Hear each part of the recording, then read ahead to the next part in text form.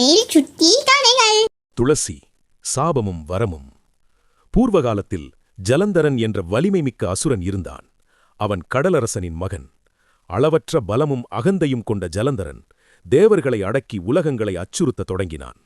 அவனுடைய வலிமைக்குக் காரணம் அவனுடைய ஆயுதங்களோ வரங்களோ அல்ல, அவனுடைய மனைவி பிருந்தையின் கற்பு நெறியே. பிருந்தை ஒரு மகா பதிவிரதை. அவள் கணவனுக்காக தினமும் இறைவனை வழிபட்டு தன் மனம், உடல், உயிர் அனைத்தையும் கணவனுக்கே அர்ப்பணித்தவள். அவளுடைய தூய கற்பின் சக்தியால் ஜலந்தரன் போர்க்களத்தில் அழியாதவனாக இருந்தான். எந்த தேவராலும் எந்த ஆயுதத்தாலும் அவனை வெல்ல முடியவில்லை. ஜலந்தரனின் கொடுமைகள் அதிகரித்தன. தேவர்கள் சிவபெருமானை நாடினர். சிவபெருமான் ஜலந்தரனுடன் போரிட்டார். ஆனால் பிருந்தையின் கற்புச் சக்தி இருக்கும் வரை ஜலந்தரனை அழிக்க இயலாது என்பதை சிவபெருமானும் உணர்ந்தார். அப்போது தேவர்கள் மகாவிஷ்ணுவிடம் முறையிட்டனர். உலக ஒழுங்கை காக்க வேண்டிய பொறுப்பால் விஷ்ணு ஒரு கடினமான தீர்மானம் எடுத்தார். அவர் ஜலந்தரன் உருவத்தை ஏற்று பிருந்தையின் முன் தோன்றினார். போரிலிருந்து கணவன் திரும்பிவிட்டதாக எண்ணிய பிருந்தை சந்தேகமின்றியே அவரை வரவேற்றாள். அந்த ஒரே கணத்தில் அவள் அந்நியனை கணவனாக எண்ணித் தொட்டதால் அவளுடைய பதிவிருத்திய சக்தி குலைந்தது. அதே நேரத்தில் போர்க்களத்தில் சிவபெருமானின் சூலாயுதம் ஜலந்தரனை வீழ்த்தியது. அழியாதவன் என நினைக்கப்பட்ட ஜலந்தரன் அந்த கணமே உயிரிழந்தான். உண்மை அறிந்த பிருந்தை ஆழ்ந்த துயரத்தில் மூழ்கினாள்.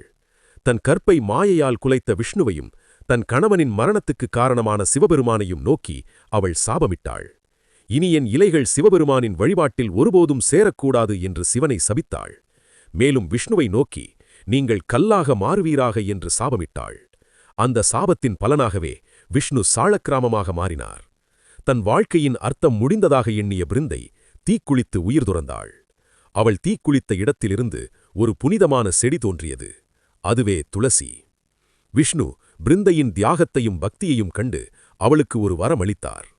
நீ எனக்கு மிகவும் பிரியமானவளாக இருப்பாய். சாளக்கிராம வடிவிலிருக்கும் என்னை துளசி இலைகளால் பூஜிப்பவர்களுக்கு சகல நன்மைகளும் கிடைக்கும் என்று அருளினார். அதனால்தான் துளசி விஷ்ணுவின் வழிபாட்டில் மிக உயர்ந்த இடத்தை பெற்றது. அதே சமயம் பிருந்தையின் விருப்பப்படி சிவபெருமானின் வழிபாட்டில் துளசி பொதுவாக சேர்க்கப்படுவதில்லை. இவ்வாறு ஒரு பதிவிரதையின் துயரமும் தியாகமும் சாபமாகவும் வரமாகவும் மாறி இன்றும் வழிபாட்டு மரபுகளில் வாழ்ந்து வருகிறது. சிவனும் விஷ்ணுவும் இணைந்து காட்சியளிக்கும் சங்கர நாராயணர் அல்லது ஹரிஹரன் வழிபாட்டில் துளசி மற்றும் வில்வம் ஆகிய இரண்டுமே பயன்படுத்தப்படுகின்றன. ஒரு பக்கம் விஷ்ணுவுக்கு பிரியமான துளசியும் மறுபக்கம் சிவனுக்கு பிரியமான வில்வமும் சார்த்தப்படுவது பேதமற்ற நிலையை காட்டுகிறது.